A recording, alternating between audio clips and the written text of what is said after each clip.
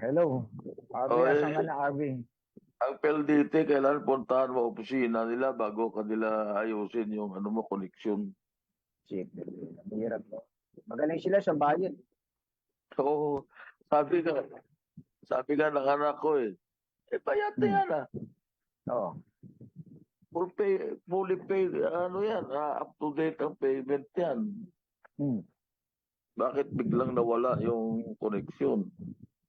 Oo, oo. Sabi nila, sige, papatingnan namin, gaganon. Pero kung hindi mo ipapalo up sa office nila, nako, wala. Abutin ka ng ilang araw. Totoo, hindi sa amin. Dito mahirap Scenes yung not be suitable for very young Tulog kayo audiences. Parental guidance is recommended. Ang programang Kaya ito ay pala. naglalabas ng sensitibong eksena at impormasyon. Striktong patnubay at gabay ng magulang ang kailangan. Mula sa programang may malayang opinyon, ang hataw sa komentaryo, walang sinisino, ang tamaan siguradong malalatayan sa kanyang gulpid gulat na pagbatikos sa mga tiwali at abusadong nanunungkulan sa pamahalaan. Ang mali laging nilalabanan, ang tama ipinaglalaban. Narito na si Ka Juran Sures sa kanyang programang Batikos, Gulpid de Gulat.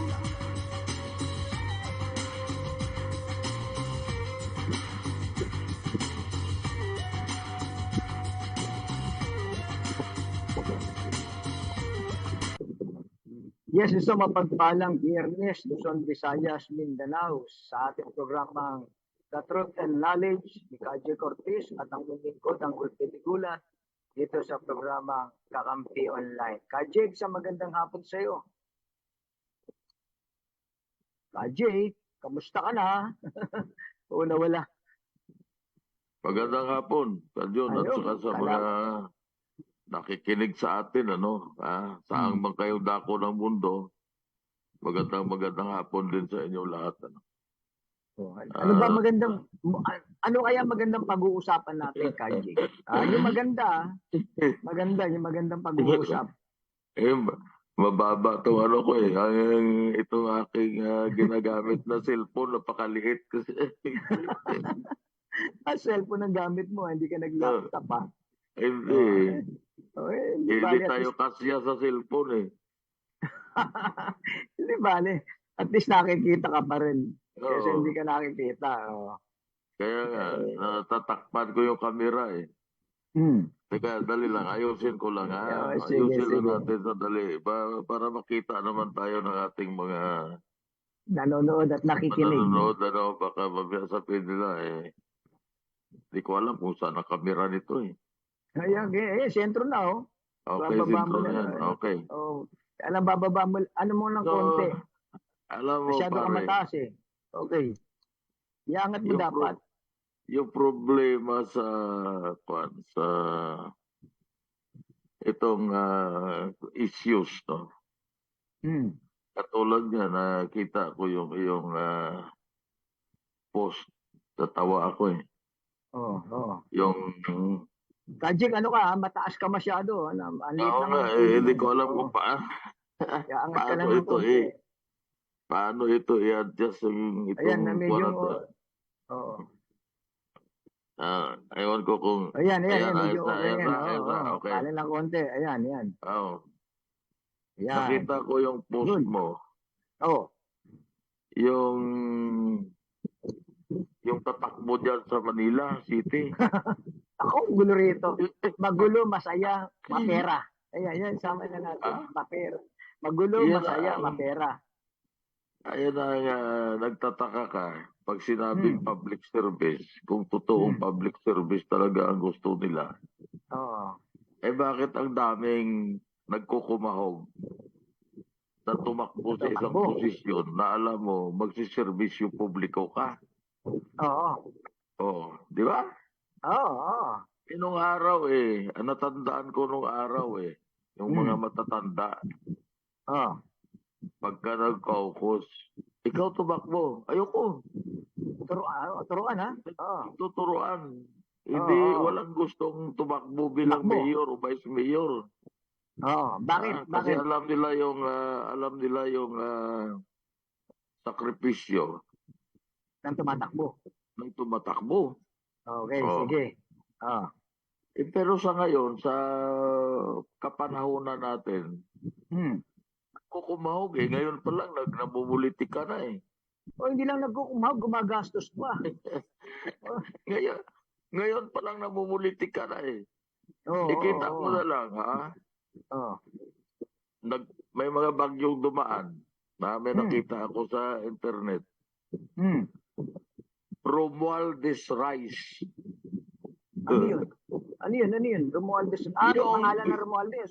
May pinamigay na bigas doon ata sa Mindanao ata yun o sa Visayas. Oh. Nakalagay Romualdez Rice. Baka naman siya, pera niya pinambili. Eh, maniwala ka doon. Maniwala ka ba na pera nila pinambili doon? Oo. Ah. Hindi, Diba? bilyonary yung mga Romualdez eh. Oh, Oh. walang politiko nagagastos ng kanilang pera. Sira ulo nun, ibig ko sabihin. Tirao. Okay. Oh.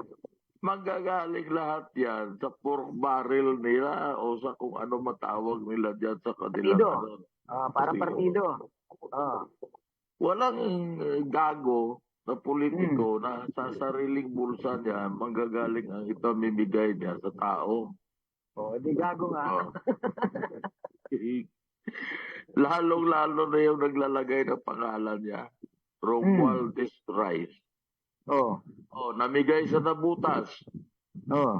Anong nakalagay? Romualdez and party list na tingog. Party list. Ngayon ko na Oo. nadinig yan ha. Kasi may party list sila na ang pangalan tingog. Okay? Tinog. Tingog. Tingog ang ibig sabihin niya sa Bisaya, boses. Boses, tinog. Okay. Tingog. Okay. So ngayon, Hindi tambaloslos ha. hindi hindi tambaluslos. Yan ang diyan mo makikita na malayo pa ang halalan. Oh. Andyan na makikita mo na yung positioning. Okay. Kaya yan ay nagsasalamin din sa isang nangyayari sa bansa natin na wala tayong pag-unlad. Okay. Kasi ang iniisip natin lahat, politics. Okay. Kung ang ibang bansa na katulad ng Japan o South Korea, wag na tayong lumayo sa Asia. Indonesia, Oh. Malaysia, Vietnam, Oh. China. Hmm. Ang pinag-uusapan, economic development. Bakit dito ganun din ah? Dito pulos politika eh. Paghising mo sa umaga, manonood ka ng balita. Oh. Mahigit sa kalahati ng balita dyan, o 80% politika. Totoo yan, no? Totoo. Tapos mga artista. Tatakbo. No. Oh. Hindi pinag-uusapan yung Ekonomiya. science, technology, nakatulad sa ibang bansa. Meron silang mga channels na science, technology, at yung mga economic development. Oh. Nakatulad sa China, meron silang mga channels na nakafocus lang sa ganun mga science and technology. Bakit ba? Dito ba wala, di ba may DOST, DOST Hindi channel? OST tayo. Pero Oo. ibig ko sabihin, yung pagpalaganap sa informasyon Oh. para ang ating mga kabataan ay mahikayat na mag-aral ng science, technology, engineering, and mathematics Oo. na siyang susi sa economic development ng isang bansa, sa technological development, wala tayo yan. Meron tayong presidential yung kay Andanar dati. Andun yung communication, di ba? Presidential Communications Office yun, PCOO. o PCOO. Oo. Anong ginagawa ng Pero channel ang po? ibig ko sabihin, pare, ang focus natin, kaya nagsasalamin lang, nakikita natin sa mga mainstream media, sabihin na lang natin, huwag na tayo lumayo sa ating mga kasamahan ng mga broadcasters. Anong pinag-uusapan? Politika. Banat dito. Meron nga Banat dito, banat doon. Hindi dito, Selo, mabago ako kajek. Ito, tingnan mo, hindi ko na babanggit ito sino to reporter na to. Doon sa Viber group, no, yung Manila Information Office, siningit, may nagsingit doon komentaryo para doon sa ginagawa ni Isko Moreno. Kaya nga nag-leave ako eh. Nag-left ako doon sa sa grupo eh. Leave the Kasi group. dapat, nag-left the group ako eh. Ngayon, kasi dapat ibabalita mo yung nangyayari sa city, di ba? Tapos nilagyan mo ng komentaryo na para kay Isko. Ang dami nag-react. Kaya ano yun eh. Iba-ibang entity ng media nandun, papasukan mo ng komentaryo para... Kaya nga, kasi masyado ang politika sa atin. Oo. Kasi ang mga balita, katulad yan, ang filing ng candidacy sa October pa. Ngayon ang pinag-uusapan, si ganito tatakbo, si ganito, pulos na nagpo-positioning na sa pagtakbo uli o pagpare-eleksyon. PR no? Tawag dito mga mini-R.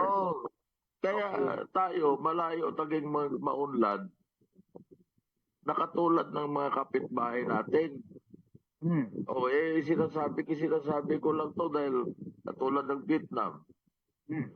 Komunista. Sabihin na natin, nung araw, tinuruan tayo ng masama ang komunista, ang communism. Masama. Yung mga bata, ginagawang bitsin. Ginagawang maling. Ginagawang yun ang panakot sa anong araw eh. Panahon ni Mao Zedong yan eh. Di ba panahon ni Mao Zedong? Masama pala yung komunista. Pagka andun ako sa kanila, gagawin ako bitsin. Pagdating ng pagtanda mo, gagawin ka ng bitsin, gagawin ka ng maling. So yun pala, kita mo, gaano kaunlad ang China? Ang ekonomiya nila ngayon nasa 19 o 20 trillion dollars. Kunti na lang lamang ng United States. Pagdating sa Navy, mas malaki na ang Navy ngayon ng China kaysa sa United States of America. Populasyon naman nila talaga napaka-milyon, ilang milyon. Ang military nila, standing army nila, may 2 milyon, 2.5 milyon yata, standing army. Aeroplano, kukunti na lang lamang ng United States sa kanila. Pero ang ibig ko sabihin, ano ang dahilan bakit ganyan kaunlad ang China? Ano ba sikreto? Nila, pagkatapos ng halalan, tapos na. Kasi may mga nagsasabi wala daw eleksyon sa China. Hindi totoo yan.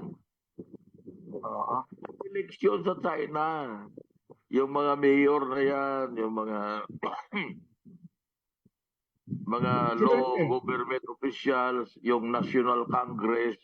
Member ka ng National Congress na siguro mga 3,400 ang member niyan. Meron sila. At meron din sila yung tinatawag na yung nagpapatakbo talaga ng China as a whole na ang member niyan siguro mga nasa 800. Yung tinatawag na standing committee. Ini-elect din yan. Pagkatapos, mag-i-elect kayo from the standing committee, mag-i-elect ngayon ng 7 na tao na tinatawag naman nilang Politburo of the Standing Politburo. Politburo, okay? Of the Standing Committee of the Communist Party of China. 7 yan na tao na sila yung nagpapatakbo ng gobyerno ng China. Pag sinabi nila na ang komunista daw, walang eleksyon, mayroon. May demokrasya sila. Propaganda lang yung sinasabi. Ngayon, dyan sa 7 na yan, pumipili ngayon kung sino ang chairman ng Communist Party of China at saka yung General Secretary na si Xi Jinping. At siya din ang presidente ng China. Siya din ang may hawak na siya ang commander-in-chief ng military ng People's Liberation Army. So ganyan po ang sistema. Pero bakit naging maunlad sila? Dahil pagkatapos ng halalan, nire-respeto nila yung nanalo. desisyon nung nanalo. Oo. At sila, mayroong hinahanda na 5 years development plan. Ang National Congress of China, gagawa yan ng plano o ito yung gagawin natin sa susunod na 5 years. Hindi ka pwede maglihis doon kahit ikaw si Xi Jinping, presidente. Hindi ka pwede maglihis doon sa plano. Kailan sundan mo yan? Dito sa atin, ganun din eh. Dito sa atin eh. Nakakasala. Oy, mali pala yan. Mali. Palitan na yan. Oh. Bawi. No, laban Bawi. Kita mo na lang, ha? Ito na lang ito. Nag-uulan, no? Uulan dito, malakas sa kuwan, ano? Sa Pasig, malakas ha? Pasig, lakas ang ulan, no? Talagang akala Wala mo, pa yata. binubuhos yung balde. Ngayon, katulad yan, okay, may plano. At yun, 5,500 na flood control na saan? Hindi, malaki yun. 255 billion yun ah. Nasaan? Itanong natin kay BBM. Naibig mo sabihin ng umulan, natunaw yung mga flood control. Dinalo ng basura. Mga tawa mo ka. Tawa ka pangalan. Natatawa ako kasi conveniente ka yun na maging dahilan na tayong mga Pilipino tapon dito, tapon doon ng basura sa kalsada. Hindi kasalanan ng 255 billion na flood control. Tapos, ang isa pa, kasalanan, climate change, kasalanan ng klima. Totoo naman yata kasalanan ng climate change. Kadyon, ikaw taga Manila City ka. Siguro, kabataan mo, nagpupunta ka na dyan sa Rojas Boulevard. Siyempre. Siguro, Ganda ng luneta kung nun, nagkakamali, baka hindi ka pa nagsasalawal, lumalangoy ka na dyan sa Laguna, sa Manila Bay. May salawal naman. May salawal naman. Ngayon, nung araw, ikaw ay taga riyan. Ngayon, nagbago ba ang level ng tubig ng dagat yan sa Rojas Boulevard noong kabataan mo at ngayon? Ngayon, pagbabago, laki. Oh. Malaki pagbabago, tinabunan yung dagat. Andiyan yung Pia Mare, andiyan yung Dolomite Sun. Hindi yan, wala yan. Tinabunan nila, reclamation yan. Pero ang level ng tubig, ang ibig ko sabihin. Walang pagbabago. May climate change. Dagat pa rin. Dagat pa rin. Sabi ko nga doon sa kausap ko na pinipilit sa akin ng climate change na natutunaw daw yung mga ice doon kung saan sa lugar yan. Natutunaw nga raw. Natutunaw daw. Kaya tayo lumulubog. Tayo daw ay malulunod. Sabi ko, sandali lang. Bakit hindi nagbabago yung Rojas Boulevard, yung taas ng tubig dyan sa Manila Bay hanggang ngayon nung ako'y binata pa may kakadate ka doon sa mga batuan doon sa likod ng Quirino Grandstand naupo kayo doon, di ba? Bakit ganun hanggang ngayon yun pa rin ang taas ng tubig? Tama ka. Di sana yung US Embassy na yan, di lubog na yan. Di yung Rojas Boulevard, lubog na yan. Wala nang Rojas Boulevard. Kung totoo, kaya pag sinabi ngayon na, ang lakas ng ulan dahil sa climate change, yung nako, paano? Ang climate change kasi, hindi pwede magsalita. Wala akong kasalanan. Nasisi pa. Ako sinisisi niyo.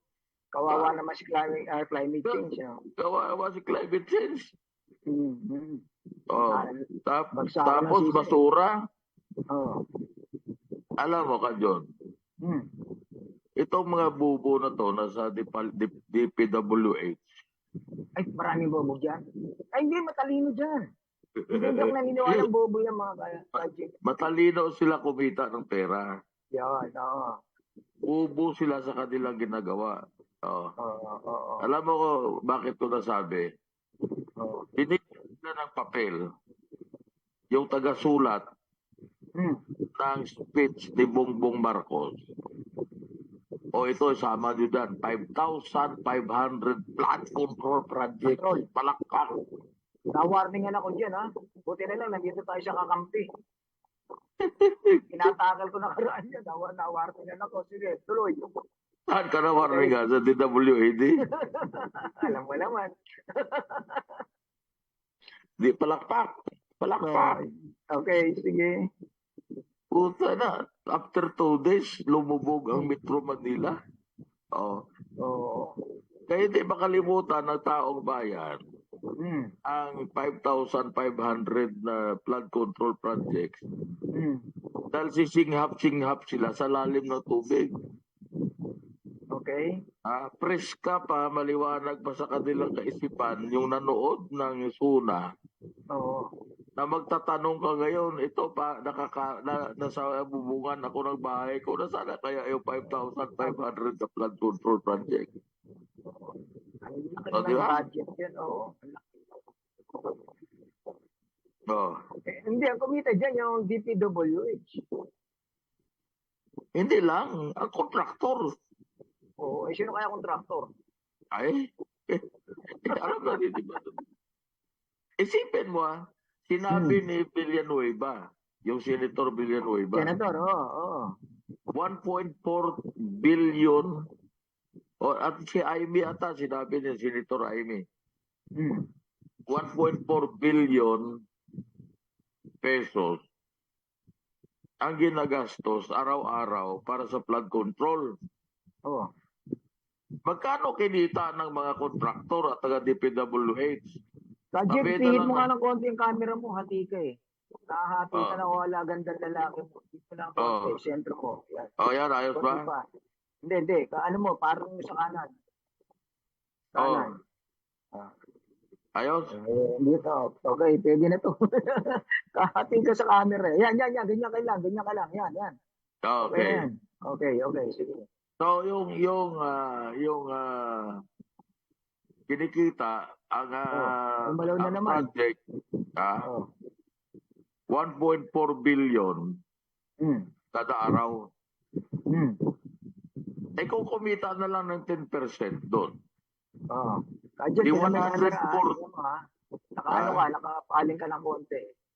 Ganun ba? Oo, yan. Papaling ka yan. Palo mo sa kanan mo, kanan ka.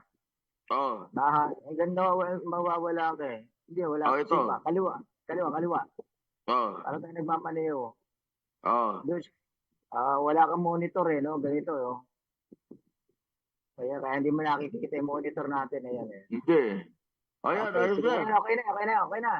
Okay. Yan. Ayan. So, kumikita sila ng 140 million kada araw. Galaw. Oo. Okay? 140 million kada araw. Oo, nahati ka. Okay. O, yan. Pip. Ayan, Dali ayan, lang. so, Kukuha tayo ng ibang... ayan, lang konti pa. Para masentro ka, hindi ka nakasentro, hati ka eh. Kanan konti, kanan.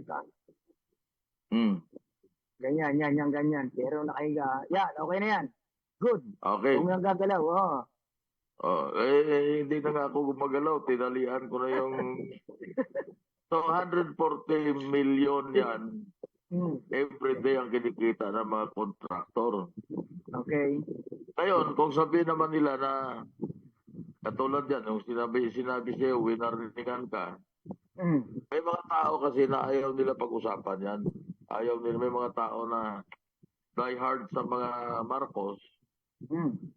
ayaw nila pag-usapan yung mga ganyang problema. Hindi, ang ayaw makipag-usap tungkol dyan, yung kumita. Napakasimple Kaya nga. makipag-usap. Yung kumita dyan. Bakit may tatakal yan kung kumita ka riyan? Kaya nga, yun ang ano dyan yung alam mo, yung issue kasi dyan, Oh. kung magkano kinita. Mm. So ngayon, wala namang problema kung kumita, no? Okay lang yan Okay. kasi natural yan negosyo yan Pero ang isang question dyan, nasaan ang project? Okay. Nasaan? Totoo yun. Nasaan yung flood control? Kasi lumubog tayo Mm. doon sa banda rito sa amin, yung banda ron sa isang purok, Oh. hanggang tuhod ng tubig So, ngayon, hindi lang naman isang lugar ang binaha, halos buong Metro Manila. kung Metro binaha. Manila, oo. Hindi Oh. kaya kasalanan ni Karina yan. Kaya baga, Ano kasalanan ni Karina doon? nagpabaha siya rito. Alam niya naman ganito ang Oo. Metro Manila. Hindi mo pwede sisihin yung kalikasan, ano? Oo. Ang masisisi mo diyan yung tao. Mm. Kasi ang kalikasan naman, hindi mo pwede pigilan yan. Mm. Pwede mo bang sabihin ngayon sa Baguio, huwag ka muna dumaan sa amin kasi baka mabisto yung aming pag-control na hindi nagawa. Yung dredging daw ay problema Hindi raw sinunod yung plano Paano mo makikita kung sinunod o hindi ang plano? Nasa ilalim lupa yung nuhukay mo. Nasabihin mo ngayon, okay, naghukay kami dyan Napuno ng Nasaan yung tubig. hukay nyo? Wala na, itapo na namin. Yan ang isa dyan na kwan. Kaya pare, itong bansa natin, ang dami ng kurap. At nakikita naman natin ngayon pa lang, nagpo-posisyon na tatakbo si Mayor, si anak ko. Senador, Ano nga po?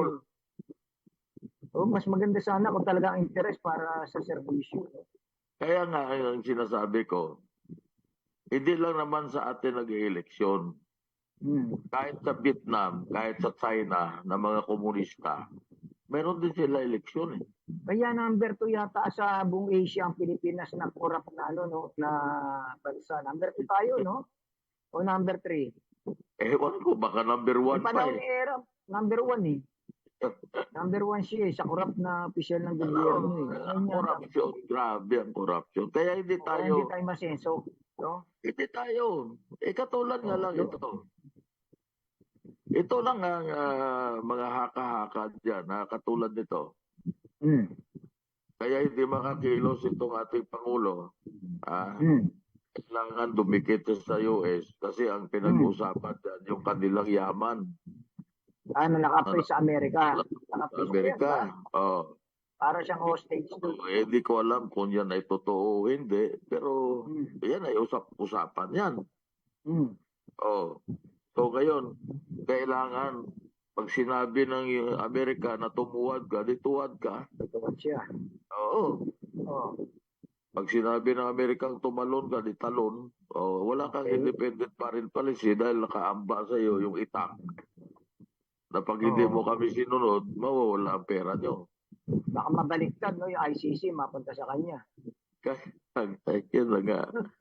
Alam mo pare, kaya nga sabi ko nga, alam mo, nalulungkot tayo na ganitong nangyayari sa bansa natin. Pero wala Nakakalula yung pera, parang hindi naghihirap. Tayo, gusto natin kapayapaan, gusto natin katahimikan, gusto natin maging maunlad ang ating bansa. Pero ang namamayani dito kasi yung interest ng mga politiko natin yung personal interest nila Oo nga, nakikita natin. Ngayon pa lang, wala pang eleksyon. Talagang dito na sa Maynila. Sabi nga, may bagyo ng pera rito. Kita mo Bagyo, pare, hindi ito na ulan, lang bagyo. Okay. sa mga investigasyon na lang ng Senado, ano pinag-uusapan? Pugo. Oh. Inapugo si Hari Pugo eh. Alam mo, Oh. small, yun ang nga sinasabi ko, small minds, small talk. Ano ibig Kasi sabihin? nakapokus ka sa mga maliliit na mga bagay, katulad ng pugo. Yan ay enforcement yan, no, na problema. Ang may trabaho, Ang may trabaho, NBI, police, pagkor, nakapalan daw ang NBI tsaka pulis eh. yan ang may mga trabaho Natatakpan dyan. eh. Oo.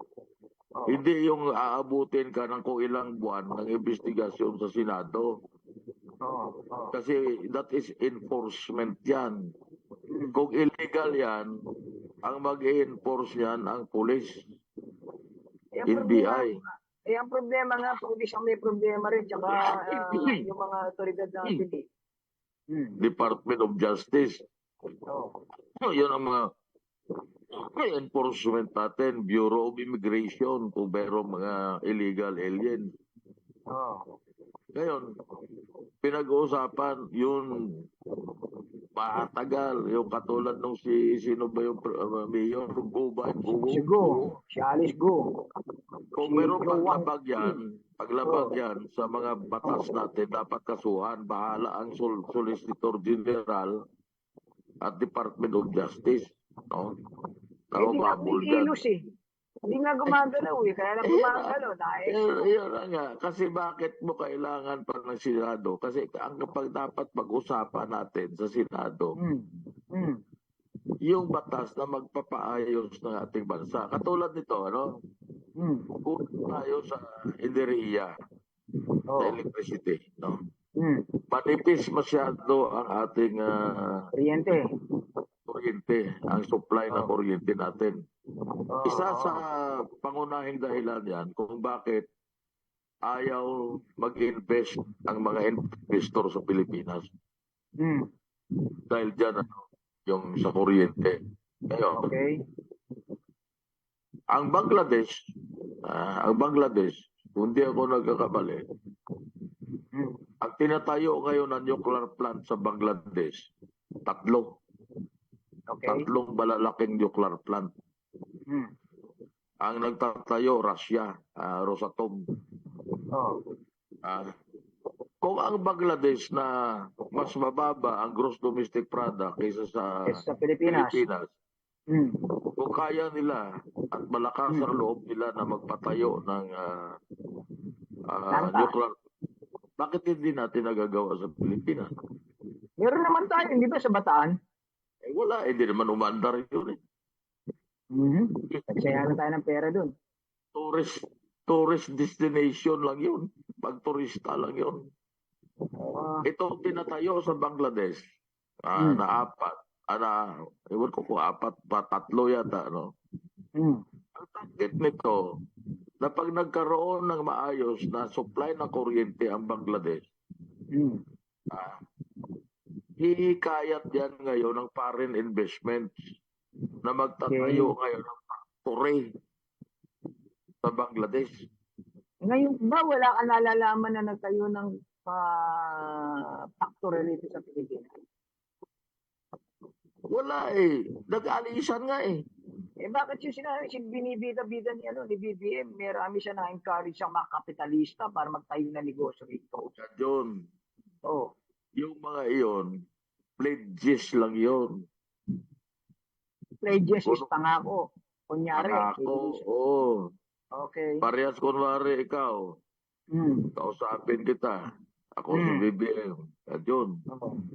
Pagtayo ka sa Pilipinas ng factory mo, total malakas yung iyong negosyo. Baka pwede ka magtayo ng factory, mag-invest ka. Pwede mag-invest ako. Dilatag ko sa iyo.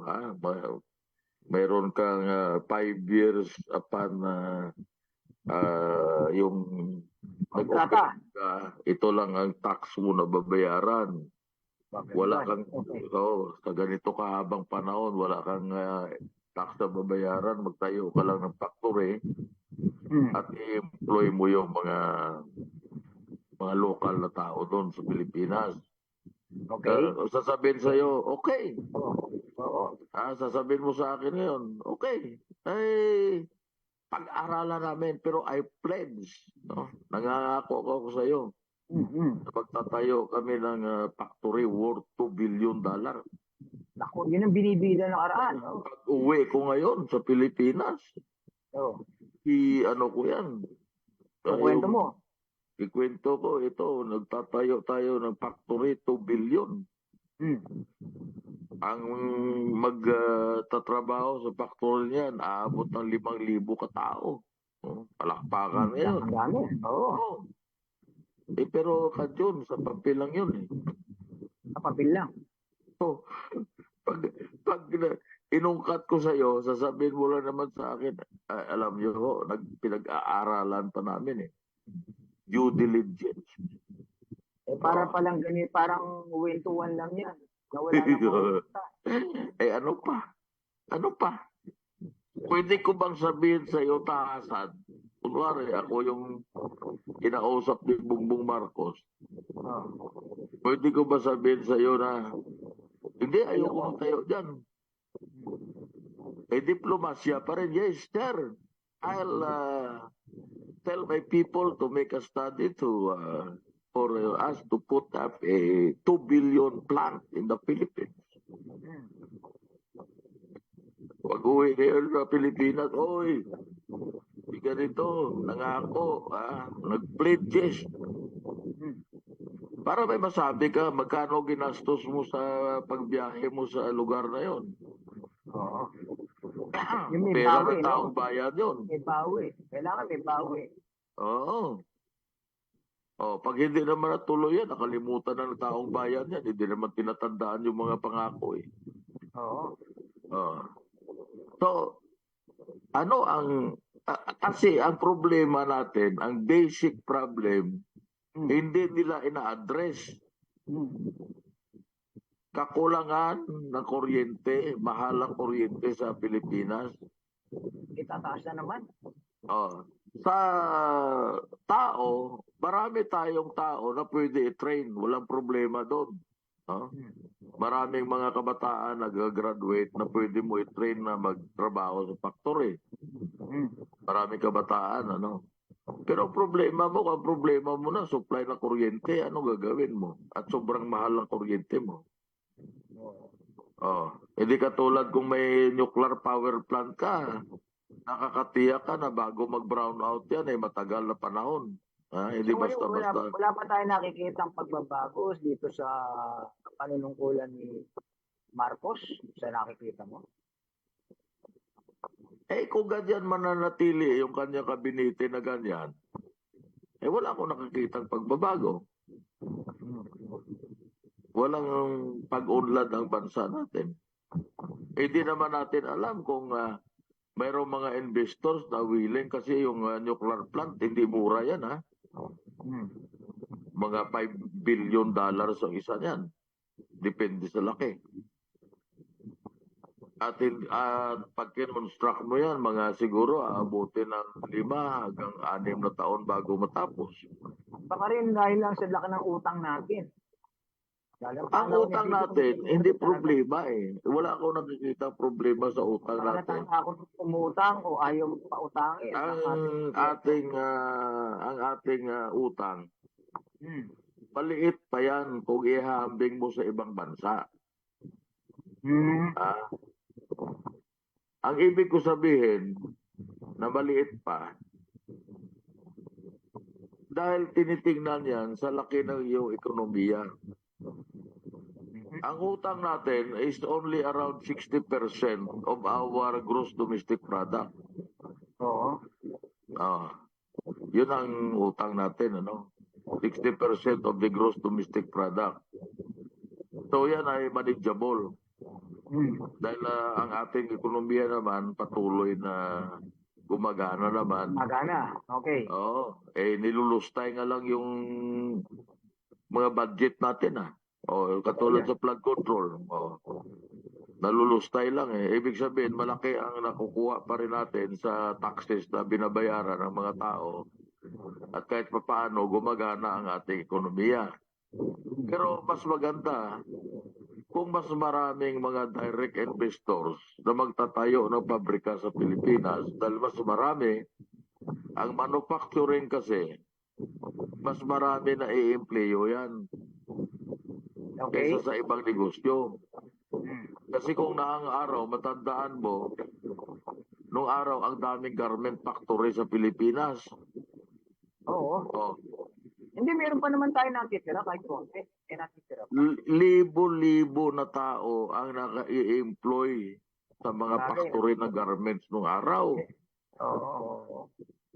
Ngayon, wala na nga yung mga gumagawa ng tela sa atin Wala na yung solid mills, wala na yung Hindi, lito. nangyari na puro importation na tayo. Ayun na nga ang sinasabi ko. Oo, importation. Kasi naglipatan na yung mga factory sa ibang bansa. Katulad ng Philips dati. Ang Philips may factory sa Pilipinas. Saan nila nilipat ang factory nila? Sa Malaysia yata nila nilipat. Yung mga gumagawa ng tela dati, naubos na lahat. Wala na, sarado na lahat. Dati meron pang ITM, hindi ba? Textile, mga masagana. Yung mga UTEX nung araw, natandaan mo? Ramitex, Tulid Mills, Liton Mills, Pilsen, yung gumagawa ng sinulid yon. So ngayon wala nang ganyan dito sa atin sa Pilipinas. Ang iba niyan lumipat na, baka na nagsara na dahil i-import na lang sila galing sa China. Parang bangkarote nangyari. Bangkarote sila. Hindi na proteksyonan ang ating local industries. Nung nagsumama tayo sa World Trade Organization at pumirma tayo sa General Agreement on Tariffs. Yun ang isa sa takwa natin. Pero yan ang isa talaga sa nakikita ko na problema natin na bakit walang direct investor na masyado pumapasok. Ang kakulangan ng enerhiya, kuryente. Yun talaga. Kasi pag nakita mo yung mga kapitbahay natin na iba, nag-i-invest nila ng malaki sa mga planta sa mga power plants Hindi ba kaya ng solar? Hindi man yun ng solar. Pare, ang solar, ang problema sa solar, ang efficiency, hindi yan katulad ng nuclear plant. Ang nuclear plant, 24/7 available ang energy niyan. Ang solar, of course, nakadepende yan sa init ng araw. Kung madidibulot ka, mas maganda yun. Kung tag-ulan, walang araw. mayroon siyang konting production ng kuryente, pero hindi kasing lakas nung may init talaga. Ganon din naman paggabi. Kalahati na ng 24 hours mo, wala siyang production. Parang pang-alternate lang yun. Pang-alternate lang, pang-dagdag lang yan, pang-nustos lang. About yung windmill, maganda rin na. Ganon din ang windmill kasi ang windmill, merong kailangan palitan mo yan every 20 years. Ang windmill. Ngayon, isa din sa problema mo sa windmill, katulad ng sinabi nga ni Noynoy Aquino, paano kung walang umiihip na hangin? Hindi naman 24 hours na umiihip ang hangin, So yan ay may mga technical problems. Hindi ko sinasabi na masama, pero kung ihambing mo yan sa nuclear plant, ang nuclear plant, tuloy-tuloy ang andar niyan. So yun ang hinahanap ng mga investor. Kaya siguro, ako, binabasa ko yung economic development sa Bangladesh. Hmm. Marami na sila ngayon, yung mga garments, ando na sa kanila. Ha? Hmm. Ando na ginagawa ngayon, maraming garments ginagawa sa kanila. Hmm. Ang lakas ng loob, nagpatayo ng 3 na nuclear plant. So, ang target bakit nun, Oh. yung mga negosyo na umaalis sa China, gusto nila makuha. Yung mga small time na mga chipi na mga From produkto China. Oh. from China, gusto nila makuha na sa kanila gagawin. Okay, no? Hindi siya pala gigit. May 3 years pa naman to si Bongbong. Eh. Malay natin, baka makakita tayo ng pagbabago. Alam mo, kung yan ay mahusay na presidente, marunong siya dapat maglaro sa foreign policy niya. Marami naman siya advisor. Kasi kahit na anong gawin mo sa mundong ito, at saka kahit anong gawin mo, hindi mo pwedeng isang tabi ang China. Hindi mo pwede isang tabi ang China. Hindi talaga Kasi maganda. Tama mo siya yung China sa ekonomiya. ang China, nag-i-invest. Kita mo, yung Belt and Road Initiative, no? Sabi nila nung araw magiging failure. Hindi. Ang strategy ng China doon, basta tulungan ko itong isang bansa na to, pag gumanda ekonomiya nito, bibili sa akin ng produkto yan. Yun ang isip ng China eh. Ang China hindi nag-iisip ng gira yan. Kasi ang gira, wala silang kikitain. Ang kanila negosyo eh. So yan, ayun, alam mo, kung sana marunong itong presidente natin na nagbalanse sa interest ng Amerikano at interest ng mga incheck ng mga Chinese. Yung pagbalanse. Bakit yung ibang bansa katulad ng Vietnam? Hindi siya economist eh, di ba? Hindi siya marunong sa hawak sa liig eh. Oo. Kasi bakit siya hawak sa liig? Kadyon, balikan natin yung sinabi natin kanina. Una-una mahina at yung pera. Kung totoo man yan na may pera sila sa Amerika. Okay, Oo. Eh bakit ang Vietnam nakipaglaro? May Chinese na mga factory doon, may mga Amerikano na factory sa Vietnam. Ang Malaysia, magkano ang investment ng China sa Malaysia? $30 billion. Naglalaro din siya. Indonesia. Ang Malaysia nga, mag-join na, sasama na doon sa BRICS. Oo. Brazil, Russia, India, no? China. China, South Africa. Tapos ngayon, ang Saudi Arabia, ang Iran, Egypt yata, Ethiopia, marami ng bansa ang sumama. Ang Malaysia, nag-apply na. Ang Malaysia, naglalaro siya. Sabi niya siguro sa Amerika, wag mo akong pakialaman sa aking foreign policy. Magkaibigan tayo, magdinegosyo tayo. Pero hindi mo ako pwede pakialaman sa kung sino pa ang gusto ko magnegosyo ako. Ang laki ng investment ng China sa Malaysia. Sa Indonesia, malaki din. Ganon din ang Hindi naman kaya kontrolado ng China yun. Yung ilalagyan nila ng... Paano nila makokontrol yan? Investment yun. Hindi naman bobo yung mga Malaysia na yan na magpapayag na mag-invest ka dito na wala kami kikitain. Ganon din ang Indonesia. Matalino din ang Indonesia. May pera ang China. Sige, mag-invest kayo dito sa amin. Basta ang mahalaga dyan ang taong nagtatrabaho dyan, Indonesian o Malaysian doon sa Malaysia. Pero wag nyo kami pakialaman kung kaibigan namin ang Amerika, kaibigan namin ng mga taga-Europa. Basta sa atin, negosyo lang. Dapat ganun eh. Tama Eh sa yun. atin, nagpahawak tayo sa leeg. Eh. Nagpalagay pa tayo ng mga military ng Amerika sa Pilipinas. Anong ibig sabihin yan? Tayo ay vassal state. Tayo ay hawak sa ilong. Si Bongbong Marcos ay puppet ng mga Amerikano. Oh. Si Duterte naman, puppet ng China.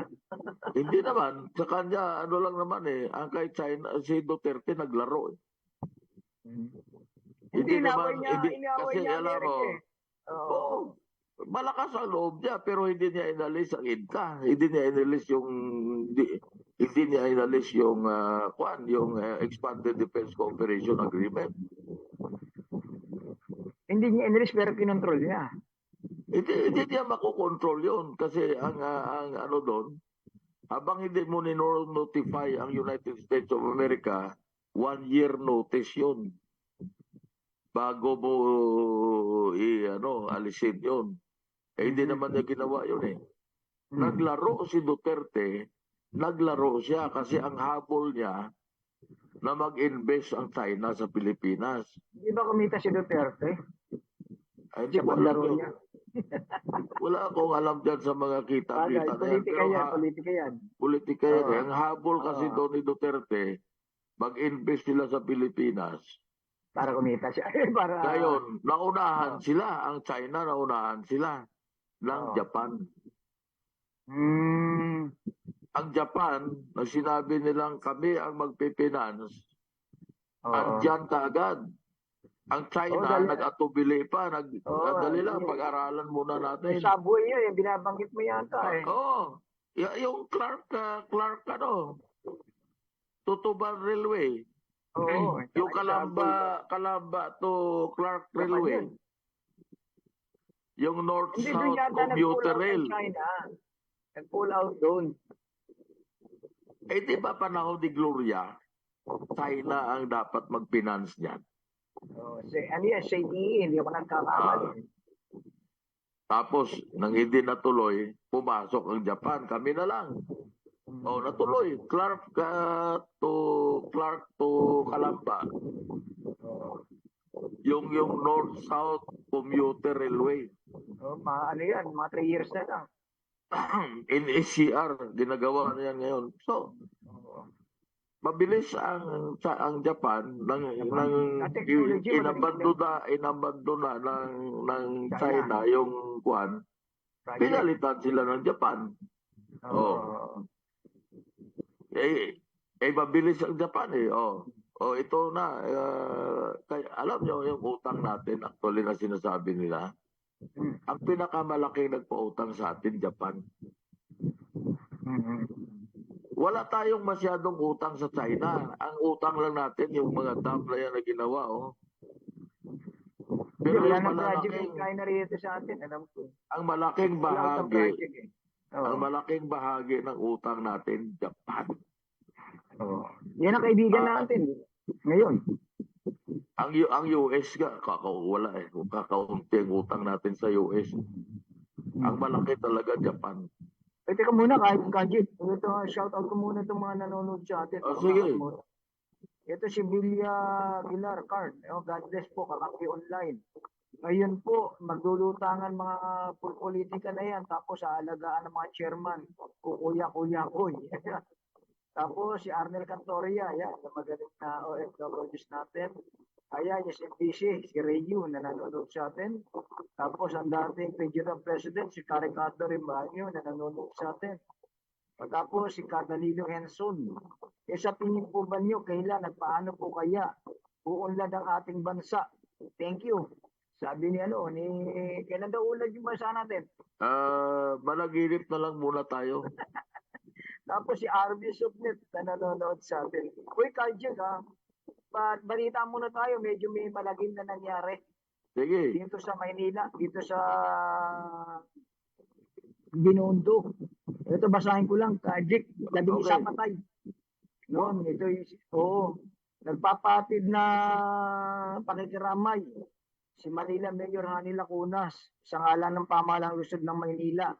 Lubos siyang nakikidalamhati sa mga mahal sa buhay na mga nasawi sa sunog na tumupok sa isang residential commercial building diyan sa may Carvajal sa Binondo, Maynila. Kaninang umaga yan. O ayon sa initial na ulat, umabot na 11 bilang ng mga nasawi. O ngayon, pinamamahalaya sa tulong ng Manila Social Welfare and Development upang alalayan ng mga pamilya ng mga nasawi at nawalan ng ari-arian kabilang ang hatid ng MSWD, psychosocial, medical, and financial aid. O wala pang mga ikangay report kung alin dahilan ng sunog. Ito yata yung sa may Hopia, yung pulang Hopia, dito sa may Binondo. No? Nakakalungkot na 11 patay. Hindi natin alam kung anong namatay ito. No? Ito nakulong. No? Maski na ang aming programa, Kakampi Online, Truth and Knowledge, tsaka Gulpin Digula, pinag-atindi tayo ng pakikiramay kay Okay, kami po ay nakikiramay sa mga nawala ng kanilang mga mahal sa buhay. So yun siguro ang mga namatay doon, baka yung mga bakers doon, yung mga nagluluto doon sa pulan. Oo, isang patay. Di ba, wala munang supply ng hopyang pulan. O, meron daw siyang sinin na picture tungkol sa sunog. Okay, Ako. sige, para makita natin na So anyway, RP. Oo. Dahil nagpakita rin ng sa atin. Para nakita natin. Dari dito sa sunog dito sa Binondo, Maynila. Nakakalungkot. Okay. So yun ang pag nagtanong ka kung kailan tayo maging maunlad na bansa, mahirap sagutin yan. Dahil ang mga fundamentals, kulang tayo. Kasi ang susi sa pag-unlad ng isang bansa, hindi lang yung nagagaling na investors within the country. Kung titingnan mo lahat ng bansa maunlad, kahit ang United States of America, foreign investors ang nagpapaunlad na pumapasok sa pera. Kasi dito sa atin, hindi sapat ang kapital ng mga mayayaman natin dito ng mga oligarko. Hindi sapat ang kanilang kapital para tustusan ang pagpatayo ng isang factoring malaki na katulad ng integrated steel plant, no? Ako may sagot ako, Kajun. Okay. May sagot ako rito. Sir John, Sir Jake, sa tingin po nyo, kailan at paano po kaya uunlad ang ating bansa? Nasa tao yan. Nasa mga taong ikangay gusto ng pagbabago. Yung hindi nababayaran, hindi na natapalan ng pera. Kasi habang ang tao tumatanggap, wala tayong pagbabago. At dagdagan ko yan, no? Matuto tayong pumili ng mga leader natin. Yan ang maganda. Hindi dahil sa sikat, kilala, magaling sumayaw, kilala na celebrity, kundi mamili tayo ng mga tao na katulad ng sa ibang bansa, balikan ko ulit sa China, no? Yung Politburo of the Standing Committee of the Communist Party of China, yung 7 dyan, 7. Karamihan dyan, lahat sila, yung 7 na yan, mga professionals yan. May abogado. Si Jinping, chemical engineer. May mga PhD dyan, mga lawyers, mga engineers. Hindi tinitingnan dyan sa Communist Party of China na magaling ka pumirko, magaling ka sumayaw. Ang tinitingnan kung ikaw may kredibilidad, may integrity, at may capability to lead the country. Hindi katulad sa atin, ano nangyayari? Sikat kasi, artista. Siya. Hindi palalabas daw ng video ito si RB tungkol sa sunog. Sige RB, mapapanood ba ito palabas mo nga para makita ng mga nakikinig at nanonood sa atin. Inaalam pa lang po. Confirm namin.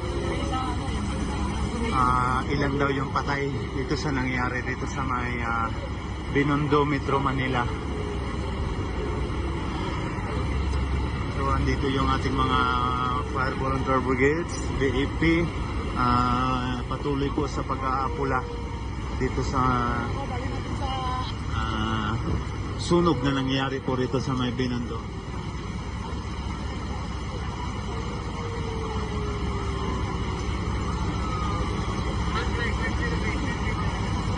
sa pamilya, kaya kanina pa iyak ng iyak. Ay.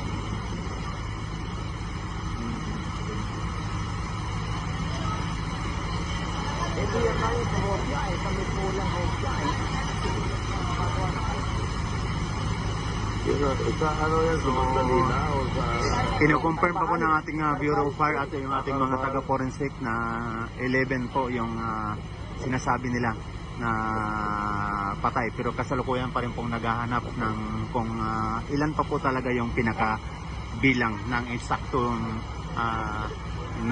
namatay sa sunog na to dito na nangyari po sa Binondo, Manila. So sa ngayon po na dumidingas na naman, lumalakas na naman yung usok, so mayroon namang apoy dito sa 2, 3, 4.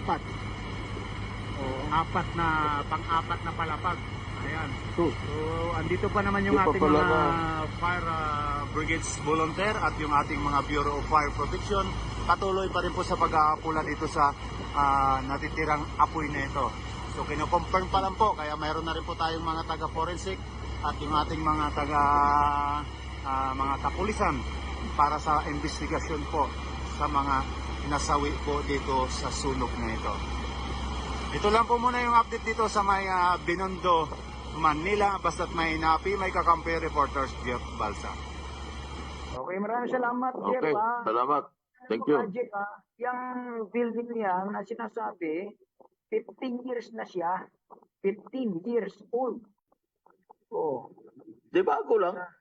Oo, the sinasabi nga structure, al highest fire, risk especially those buildings that are at least 15 years old will be prioritized in the inspector to determine their compliance with the National Building Code and revised fire of the Philippines. Years lang eh. Bago pang building, 15 years old pa lang. Ano ron, 11 patay, no? Ang dami. Paano kaya yung kulong? Walang fire escape yun. Yun ang dapat. Magkaroon ng investigasyon, tapos tignan mo ba kung fire hazard yung yung kuryente. Walang fire escape yun. Ibig sabihin bago lang yung building. Hindi pa masyadong luma ibig sabihin, walang fire escape. Hindi sumunod sa fire code. Yun pa imbestigahan yan ni nagkukulang naman dyan yung fire department ng Manila City na kasi bago ka kumuha ng business permit, di ba, ini-inspeksyon? Totoo yun. So ngayon, yun na nga, isa sa nagtatanong sa atin kung paano tayo maging maunlad. Kung magkaroon tayo ng transformation na sinasabi, national transformation, na pati tayo ng mga tao, magbabago ugali natin. Magbabago ang electorate natin, ang pagpili natin sa ating mga leaders ay hindi dahil sa sila ay magaling magtumbling o magaling magkumanta o sumayaw. At ang maging basis natin sa pagpili ng leader natin ay depende sa kanilang integridad, capability, honesty. That is the only time na we will be mag-uumpisa tayo maging isang maunlad na bansa. Kaya bakit ko madalas ko sinasabi itong mga komunista na bansa. Dahil meron silang disiplina. Dati naman yung mga bansang yan, katulad ng China, katulad din sa atin yan, magulo. Magulo tayo sa politika eh. Magkaroon pa ka ng civil war dyan eh. Ang magulo sa atin, gobyerno, hindi ang tao Sila eh. din. Magulo din dahil mayroon pang civil war. Kung matatandaan nila, ang Kuomintang at saka itong komunista, nag-aaway yan. Madugong away. Nanaig lang ang komunista noong 1949. Kaya tumakbo yung mga Kuomintang sa Taiwan. Doon sila at hindi na sila nasunta ng ng mga komunista kasi wala namang capability sa naval assault yung komunista, amphibious assault. So pinabayaan na lang sila sa Taiwan. Ay naku ka, Jeff. Haba ng oras natin. Kaya nga Oo, medyo napapasarap tayo. Kung, Pero kahit kay Ma'am Pe, wala pa akong picture na ng pinadadala sa akin. Ang City of Manila, yan siya nangyari sunog. Pero report, padadala ko sa kakampi para maibalita. Ay ngayon, pag-usapan natin yan, yung economic development in relation ng ibang bansa, economic development in relation sa Pilipinas. Kasi kung magtatanong tayo, kailan i-dissect natin at pag-aralan kung bakit ang Pilipinas ay hindi katulad ang economic development sa mga kapitbahay natin. Ayokong lumabas na lang sa Asia, sa Southeast Asia, sa mga kapitbahay na lang natin. Bakit tayo ay kulilat sa economic development? So yan, hanggang dyan lang tayo siguro sa Webes, sa susunod na Webes, pag-usapan natin yan. Para may paliwanag natin sa mga tao na kikinig sa atin kung anong dapat gawin. Hindi lang ng gobyerno natin, kundi tayo magmumula ang transformation sa atin mismo na mga mamamayang Pilipino. Okay, paalam tayo, Kajik. Okay, salamat po sa inyo lahat, sa mga nakikinig sa amin at nanonood. Ito pong inyong lingkod, Jake Ortiz, sa programa Golpe de Gulat at Total Knowledge. Dito lang po sa Kakampi Online. Maraming salamat at magandang hapon, gabi, umaga sa inyo lahat. Okay, Napapasalamat ako kay RB, kay Ma'am Pe Pineda Nicodemos, ang aming spokesperson ng Kakampi. Muli po, ito inyong kaibigan, ka-shoutout tayo ng Sores sa programang Golpe de Gulat at Truth and Knowledge sa Kakampi Online. Kajek, mabuhay ka at salamat. God bless. Well, God bless you. Mula sa programang May Malayang Opinyon, ang hataw sa komentaryo, walang sinisino ang tamaan siguradong malalatayan sa kanyang Golpe de Gulat na pagbatikos sa mga tiwali at abusadong nanunungkulang sa pamahalaan. Ang mali laging nilalabanan, ang tama ipinaglalaban. Narito na si Ka Juran Sures sa kanyang programang Batikos Golpe de Gulat.